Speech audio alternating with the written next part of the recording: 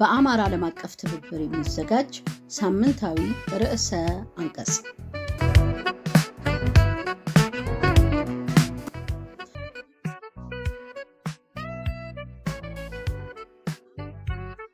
በታሪካችንና በእምነት ቦታዎቻችን ላይ የተሰነዘረውን ጥቃት በአንድነት እንመልከት። በምዕራብ ወሎ ዞን በሚገኘው ታሪካዊው ቅድስት አርሴማ የሴቶች ገዳም ላይ የተፈጸመው አሰቃቂ የድሮን ጥቃት የኦሮሞ ብልጽግና አስተዳደር በሃይማኖት ተቋማትና በንጹሃን ዜጎች ላይ እያካሄደ ያለውን የዘር ማጽዳት እርምጃና ሃይማኖትን የማጥፋት ዘመቻ በግልጽ ያሳየ ሌላው አሰቃቂ ድርጊት ነው።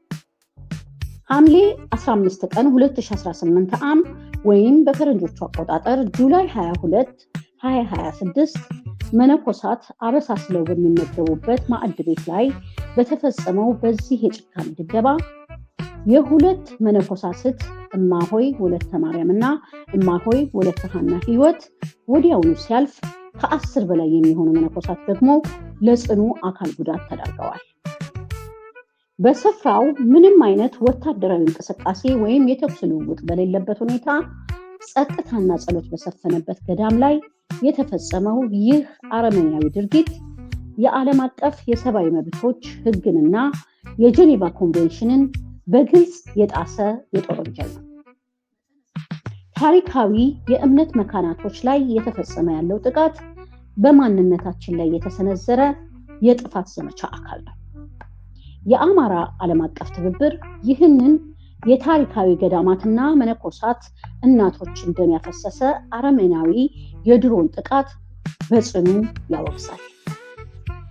የብልጽግናው አገዛዝ ሰላማዊ ዜጎችን፣ ትምህርት ቤቶችን፣ ሕክምና ተቋማትንና ጥንታዊ ገዳማትን ኢላማ በማድረግ የሚያካሂደው ግፍና ፍጅት እንዲቆም መላው የአማራ ማህበረሰብ በጋራ እንዲነሳ ጥሪ ያቀርባል።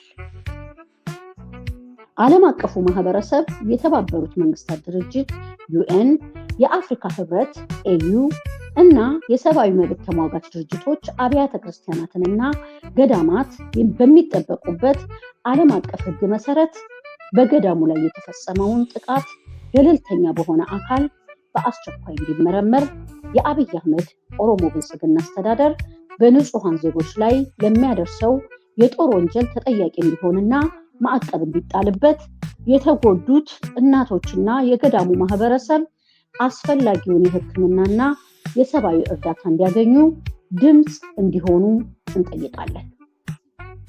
በመላው ዓለም የምትገኙ የአማራ ዲያስፖራ አባላት፣ የሲቪክና የፖለቲካ ድርጅቶች እንዲሁም የሰብአዊ መብት ተሟጋቾች ይህንን የኦሮሞ ብልጽግና አገዛዝ እያካሄደ ያለውን ጭካኔ የተሞላበት ወንጀልና የዘር ማጥፋት እርምጃ ለዓለም አቀፉ ማህበረሰብ፣ ለዲፕሎማቲክ አካላትና ለመገናኛ ብዙሃን በማጋለጥ እንድትረባረቡ በጋራ በመቆም የወገኖቻችንንና የቅዱሳት መካናታችንን ደህንነት ለማስከበር ድምፃችሁን አጥብቃችሁ እንድታሰሙ ጥሪያችንን እናስተላልፋለን።